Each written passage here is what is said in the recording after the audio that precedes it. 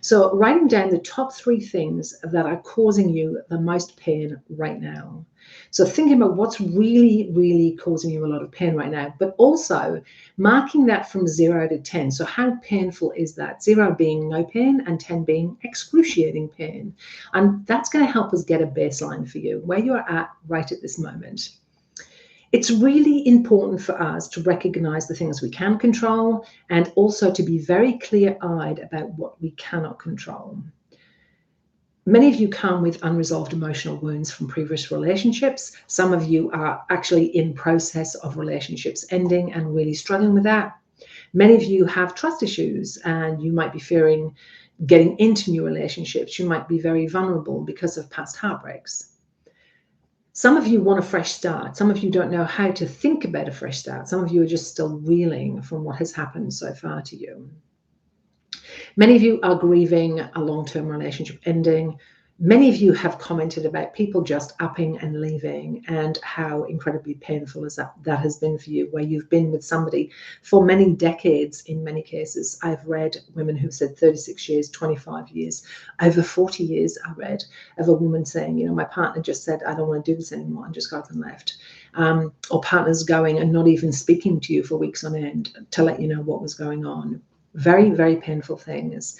Many of you are dealing with intense emotions. You know, some of you are angry, like really red hot angry. Some of you are so sad and really stuck in that. A lot of you are in confusion. So if any of these ring true for you, you know, jot them down and think about, you know, 0 to 10, where am I at with this? How intense is it? And it might change day to day. It might change moment to moment.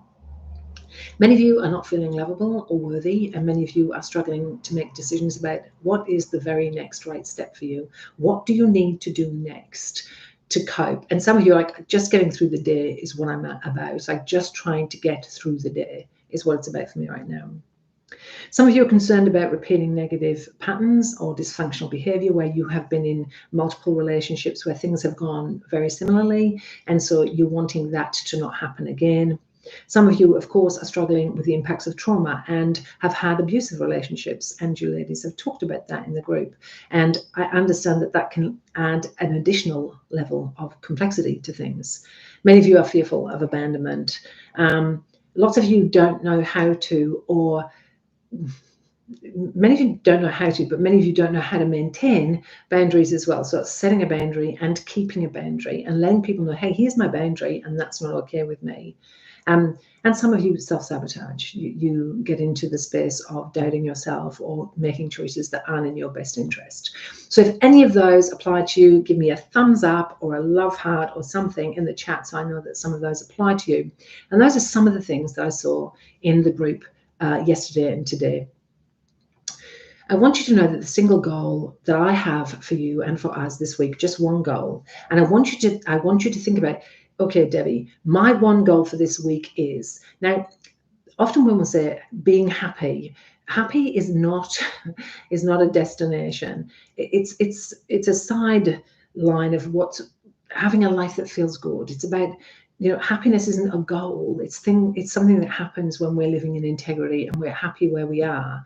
But it's not a goal. To be happy isn't a goal, really. So we want to think about, what is it that we want in this one week? Is it to start to manage our emotions better? Is it about trying to help our kids get through this? Is it about looking at our finances or getting in touch with a lawyer? Is it about taking things a bit more slowly and being a bit more gentle and compassionate with ourselves? What is it that you want to focus on this week? One thing that you think, you know what, this is really important to me. And if you want to share that in the comments, you are welcome to as well. Try and get as specific as you possibly can. I think that that's important because that's how we're going to measure how you've done. I am really sorry to tell you there are no instant results at all, ever. There just aren't. And many people come to my workshops hoping that within a week their life will completely transform, they'll be really happy, and they'll be able to move forward. That isn't what these workshops are about. They're about having really manageable small victories that help you stay motivated to make the changes that you want in your life in the long term. You know, tomorrow, next week, next month, next year. You know, it's about being consistent and making small, steady steps towards something that is sustainable.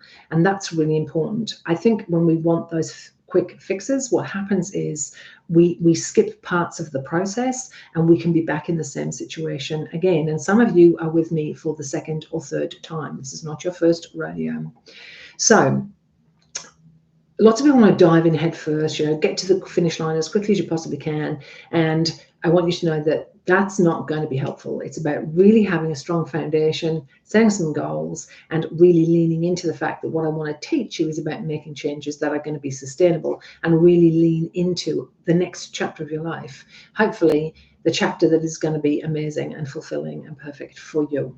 So, some of the common things that get in the way of people achieving those things during the workshop are not having a clear idea of what you want, or having really unrealistic expectations, about either self-love or personal growth, or having denial around the relationship being over.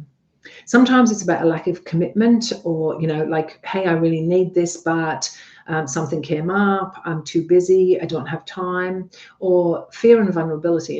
If I do this, maybe it's going to be hard, and I don't know if I want to do things that are hard and hurt me and are difficult for me. So those things can get in our way too.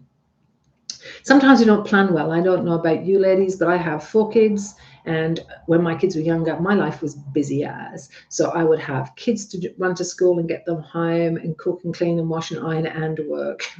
And it meant that planning was really important. So it's really important to have a bit of a plan for this week. When are you going to make time? Is it going to be on your way to work? Is it going to be in your lunch break? Is it going to be when everybody's quiet at night and you can have a few minutes to yourself? Plan around how you're going to come and actually do the work that I'm giving to you. We have to accept setbacks. Some days it's going to feel good, and other days it's going to feel like a bag of shit. I'm just going to be honest with you. And so it's really important for you to sit and go, okay, how am I going to manage the days when I think this is a waste of time, I don't want to do it, it's too hard? How are you going to manage the setback? Because that is really important. It's important to remember that external factors like past trauma or core beliefs that are quite faulty can kind of trip us up. And so we want to be a bit aware of those things if we can. And sometimes self-belief, like sometimes, and I've heard this from women so many times, oh yeah, but I always make mistakes, I always choose the wrong person, we have to be a bit careful about being mean to ourselves. All right, so let's talk about what you are grappling with right now. And if any of this resonates with you, please do pop it into the comments. Many of you have said, Debbie, the thing is, I need closure before I can let go. The thing is, they left and I'm left with a million questions, and I need them to respond to the questions. I want you to know that there's a difference between closure and letting go. We're here to let go of some things, but we might not ever get closure. We have control over letting go, but we have zero control of closure. Closure means, that we have a sense or an understanding that we're peaceful and accepting of the situation being over. It doesn't mean we like it, but closure is about having that sense and understanding and peace around it. Many see closure as a sense of completion, a release of the entanglement of the relationship, because closure kind of provides you with the ability to move forward with the next step in your life. We often think we cannot move on unless we have closure, but many of you will not have closure. In fact, I would suggest to you that the vast majority of you will not have closure. So what do we do when we don't get closure? How do we move on, or do we stay stuck forever? And I'd love you to comment in the chat if you would like to. I can't see any comments coming through right now, but I'd love for you to comment in the chat if you'd like to. Is, how many of you are wanting closure? How many of you are hoping that that is coming for you? How many of you have been quite a while and you haven't got the closure that you hoped for? It's not easy to let go of somebody that you love. And even though relationships end, it's often a really difficult process because our hearts stay in love with the person. It's not like the love dies just because the relationship has ended, especially if we didn't want the relationship to end, especially if we weren't the person who was making that decision. When we think about the future, we have to think about, am I stuck in a cycle? Am I stuck in a place where maybe I can't move forward? Maybe we have fear about the future. Maybe we're scared about being alone. Maybe we're scared about new relationships. Maybe we're scared about getting hurt again. And so we can get in a bit of a cycle of fear, not wanting to move forward because it's just too frightening. I understand that many of you feel that life is unfair, and it can be unfair. Today felt very unfair to me. And we can tell ourselves a story that nothing good is going to happen for us, that there's this belief inside of us that nothing is going to happen that's good for us, and we can get a bit stuck. And the problem with that is that all of those thoughts, and they're just thoughts, and thoughts are not facts, they're just thoughts, right? But all of those thoughts can leave us pretty helpless and pretty hopeless. And what I want to do during our time together is help you move out of that, help you feel more empowered, more confident, more prepared to move forward. We can get stuck in the stories of how we think things should be, and that can get in the way of dealing with what actually is happening. If our partners have left, that's a fact, whether we like it or we don't, whether it's painful or not. It's a factual piece of information. They are gone, and that hurts, right? But the first step to moving forward is being able to accept that they are gone. When we focus on what they did to us, they left us, they had an affair, they are in a midlife crisis, they've got mental health issues, they've got addictive behaviors, which is many of the things that you have shared with me in the Facebook group, that they have all of these things going on. When we are busy thinking about what they have done to us, and we swim around in the hurt and sadness of that, it is very hard for us to have enough energy for us to be able to heal and move forward. Many of you ask, Deb, you understand though, I'm really confused. Was all of our relationship a lie? At the end, this person is somebody I don't even recognize. It's somebody I don't know. And I'm questioning my entire relationship. I thought I knew this person inside and out. And now I look and I go, I don't know who this person is. And I question all of the relationship, not just what's happened recently, but everything. I want you to know that when they loved you, they really loved you. When they were with you, they were with you. But when it ended, that was real too. They decided they didn't want to be here anymore. They didn't want to stay in the relationship for whatever reason. And that is also real. And that's hard, right? That is really painful. It's really difficult. The pain that you are feeling, and I'd love you to share in the comments with me, if you think about how painful is this, 0 being it doesn't hurt at all, and 10 being, honestly, it's really hard to get through the day. Give me an idea in the comments what level of pain you are currently in. I want you to understand what that pain is. I want you to have a conceptual idea of what the pain actually is. It's grief. And grief is love that has nowhere to go. When we love somebody, and we have loved them our whole lives for 10, 20, 30, 40, maybe even 50 years, when we've loved them, we just can't turn that love off like it's a tap. That love is still there, but the love has nowhere to go. And so we are now in this intense, painful feeling of, I have love for this human who means the world to me, and I can't give that to them. Between now and when we finish this workshop, I want you to really try and be as reflective as you possibly can. I want you to think about what's possible and what's not for you. I need you to really think about, how am I going to move forward, and really start to kind of question the noise in your head that's yeah, but. We have to, if we're going to move forward, and we're going to let go of this, and we're going to begin our next chapters, the next chapters of our life, whether we like it or not. The page has turned. We're in the next chapter, whether we like it or not. Another person has decided that for us. Then we have to know, okay, how am I going to move forward? What am I willing to do to find a way through this? I don't want you to beat yourself up, but I really want you to show up for yourself. All the mental energy you give to them, all the time and energy you put towards why did they, how did they, where did they, all of those things, that's energy that you don't have for you. That's energy they have off you, but you then don't have the energy to go, how am I going to eat today? How am I going to take care of my kids today? How am I going to get to work today? How am I going to clean the house today? How am I going to brush my teeth today? Because I just don't feel like it. I feel dreadful. And I want you to take some of the energy back that you are giving to them because you need it for you to heal. If we want our lives to be different, to be better than they are, we need to give up some of the stories that we tell ourselves, the stories from our past that we tell ourselves, so that we're able to let go and move on. You know, when painful things happen to us, we might be telling ourselves that if only we knew why did this happen, then maybe the pain would be less, or maybe it'd be gone completely. But that's not true. You know, understanding why something happened isn't going to bring you closure. And sometimes it can be so painful when somebody tells you why. I read some of the comments in the Facebook group. You know, my partner told me he didn't love me anymore. He wasn't interested in me anymore. He was bored with me.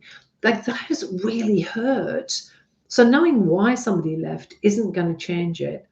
We think it will, but it often doesn't at all. And it certainly doesn't take away any of the pain. Remembering that that pain we feel, the grief that we feel, is love with nowhere to go. For some of us, you know, if we don't find peace in our day, we're going to get really stuck in the hurt of it all. And the longer we're stuck in the hurt of it all, you know, the more exhausted we get from it. Imagine thrashing around in the ocean when you're trying to get to shore and there's a really strong current, or imagine, you know, feeling like you're in a tug of war with somebody quite big and strong who's pulling you around. And the energy that's spent on that means that you don't have the energy to actually start the healing process for yourself. And we can get really stuck in the hurt and stay in that hurt for way, way longer than we need to. So I have a little exercise for you. You know, how much do you feel that how much do you want to let go? Like 0 to 10. Now, here's the thing. If it's 0, that's fine. It's good to know where you sit. So if you go, you know what? I don't want to let go, Debbie. That's the truth. And all I'm asking you to do is be truthful with yourself. You don't have to share it with anybody, but you need to know where your baseline is. If you're at a space of going, I don't want to let go. I don't want to let go. I want to stay here. 0 is where I'm at. If you're at an 8, a 9, or 10, then maybe you're ready to let go. But the most important thing right now is to have an idea of where you are at. There's no right or wrong answers. This is about just getting real with yourself and working out, you know, where am I sitting right now and what's it going to take to move me forward? To be able to move on and to let go and start fresh, we have to start being really honest with ourselves, not with anybody else, with ourselves. Denial will not move us forward. It's going to drag us under. So if we tell ourselves we're a 10 out of 10, and in fact we're a 2 out of 10, then we're going to find it really hard to move on and wonder why. It's okay to be a 0 or 1 or a 2 out of 10 if that's where you're at. Just know that that is where you're at, because that's going to be your starting point. And all we need to know is where to begin. So I want you to listen to some of these stories, and I want you to think about, are these stories I'm telling myself about my life? Do they show up in my life? And maybe some of these are actually playing into my stuckness. And again, pick a couple of these, 0 out of 10. How much do I believe these stories that are running around in my head? And I'm going to read you some, because people get a bit stuck on this kind of thing. And this can give you an opportunity to go, that actually resonates with me. That feels right for me. So I'm running out of time to find a partner. Maybe you think there must be something wrong with me if I'm still single at this age.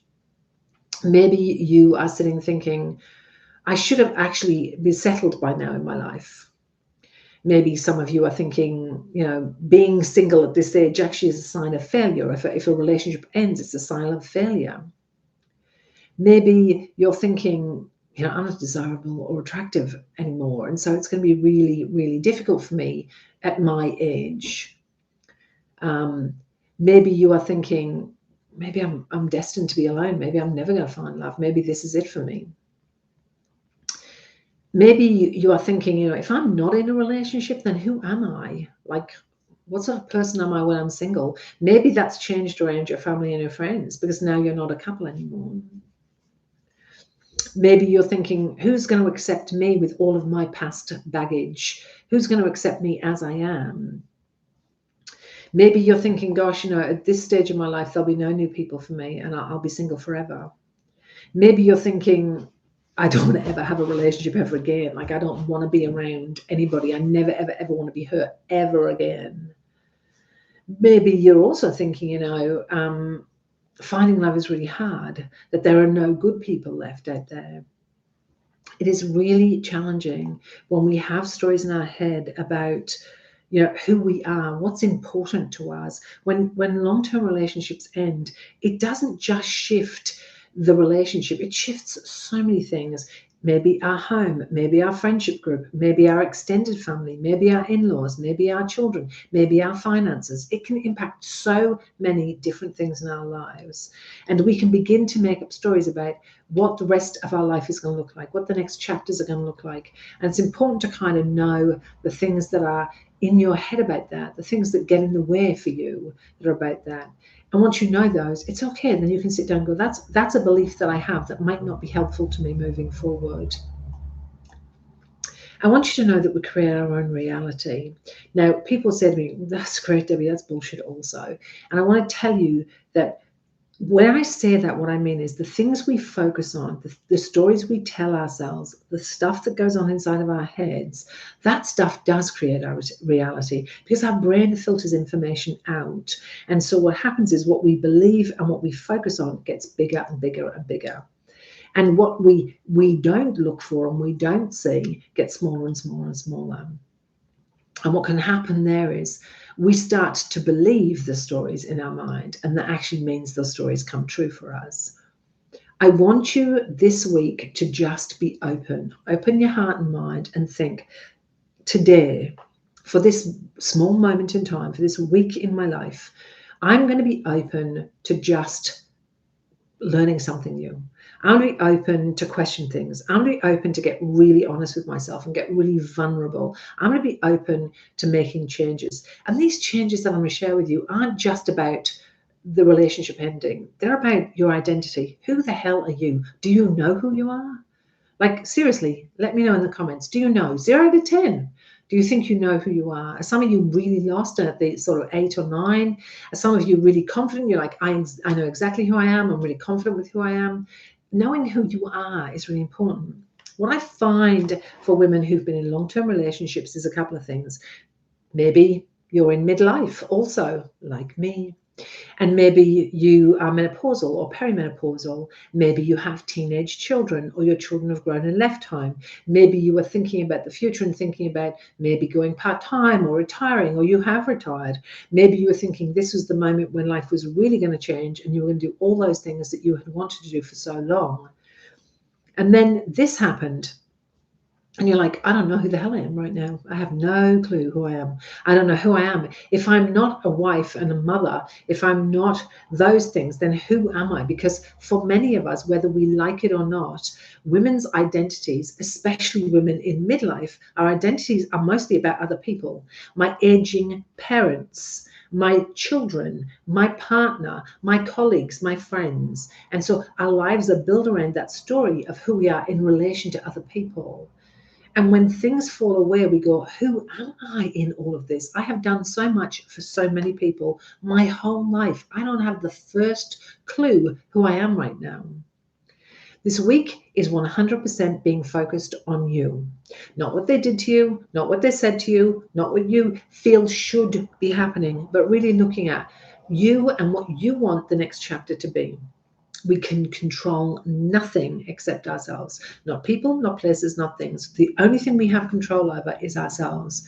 And when we lean into that, and when we start to really know that that is factually accurate, life gets a lot easier. Trust me.